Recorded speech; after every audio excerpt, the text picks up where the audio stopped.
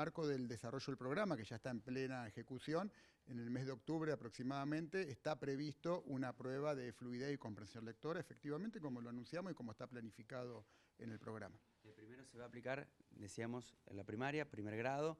El año que viene recién va a ser segundo grado y así sucesivamente hasta tercero, ¿o va a continuar toda la primaria? El programa tiene como etapas primer grado, segundo y tercero, es decir, va a completar los 3 grados. Empezamos este año con primer grado de manera completa y la evaluación la vamos a hacer en segundo grado porque técnica y metodológicamente está planteado de esa manera. La prueba que tienen expectativa de realizar en la provincia de Santa Fe tiene que ver solamente con comprensión lectora o también podría incluir otras materias también. Miren, nosotros tenemos primero un foco en los aprendizajes y para poder poner foco en los aprendizajes también tenemos que tener herramientas y evidencia para tomar decisiones.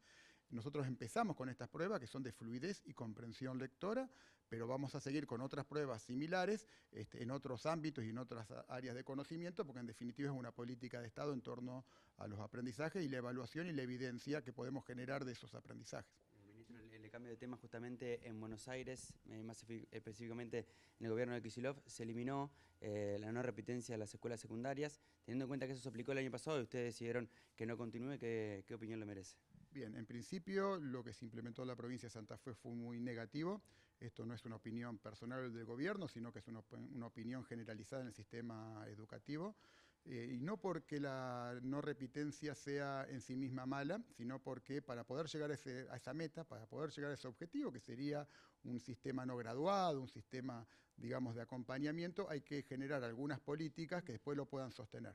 La no repitencia en sí misma y solo como un cambio de régimen académico no soluciona ningún problema, todo lo contrario, lo agrava por 2 motivos. Primero, porque justamente si el foco está puesto a los aprendizajes, primero tenemos que generar y consolidar esos aprendizajes, tenemos que consolidar los modos de evaluarlos para que luego podamos llegar a un sistema más eficiente, más lógico, más razonable de promoción. Pero hasta que eso no se dé, aplicar la no repitencia de la manera, por lo menos como se aplicó en la provincia de Santa Fe, para nosotros es irresponsable y ha demostrado muy malos resultados, porque aparte hay otra cuestión que tiene que ver con, si yo no consolido la cultura de la evaluación, si yo no tengo una fuerte cultura de la evaluación, pretender resolver el problema ocultándolo mediante un mecanismo de avance continuo, claramente no es el camino y no es la forma. Ministro, ¿por qué se decidió este plan de alfabetización? ¿Con qué se encontraron cuando usted asumió? Bien, nosotros en realidad nos encontramos con lo que todos sabemos. No hace falta, digamos, recurrir solo a las estadísticas o solo a las pruebas que están siendo llevadas adelante desde hace tiempo en la República Argentina. Todos nosotros como padres, como madres, sabemos cuáles son los déficits, nosotros como política sabemos cuáles son los déficits, esos déficits están sostenidos por los resultados que muestran las pruebas, por lo tanto, en realidad aquí no se trata tanto del por qué, sino del qué estamos haciendo para resolver ese problema que, como lo dije anteriormente en la conferencia, ya viene siendo recurrente en la República Argentina y que ya deja de ser algo excepcional para transformarse en una cuestión estructural. Por eso es tan necesario actuar rápido y eficientemente para revertir esa situación. Con estos planes me imagino que también se necesita tiempo no solo para aplicarlos, sino también para enseñarlos y teniendo en cuenta la medida de fuerza que se llevan adelante por los gremios o por los docentes. Entiendo que lo han tenido en cuenta porque no deben alcanzar los días también para llegar con los contenidos, ¿no? ¿A eso también lo tuvieron en cuenta? A ver, ahí tenemos 2 reflexiones para hacer. Primero, que estamos hablando de leer y escribir. Un saber muy importante, muy fundante, pero que se puede lograr en poco tiempo.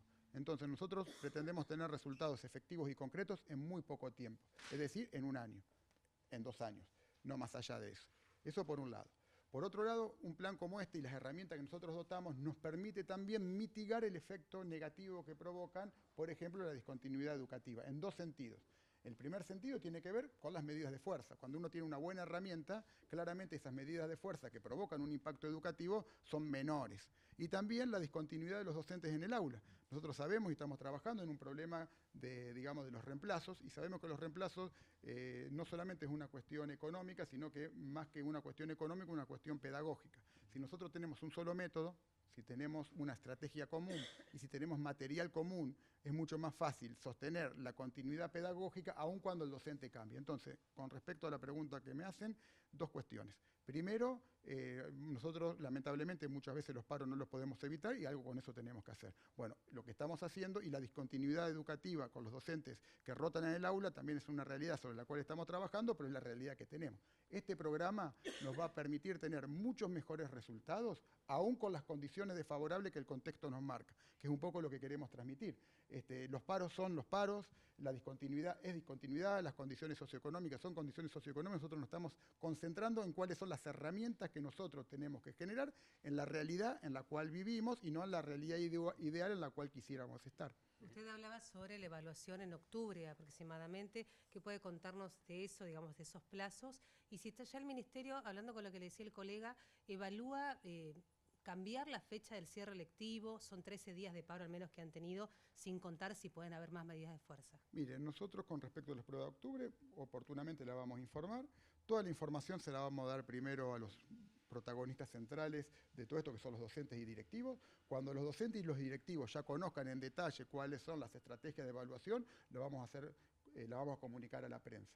De hecho, este programa ya está en desarrollo y creemos que por una cuestión de respeto y porque es lo que corresponde, los primeros que tienen que trabajar, los primeros que se tienen que enterar, los primeros que se tienen que apropiar de cada una de estas herramientas son los protagonistas excluyentes de los aprendizajes, que son los docentes, los chicos y las chicas en el aula. Así que oportunamente adelantaremos más información. Y lo mismo con respecto a la modificación del calendario académico. ¿Es un problema? No es un problema. Es una decisión del sistema.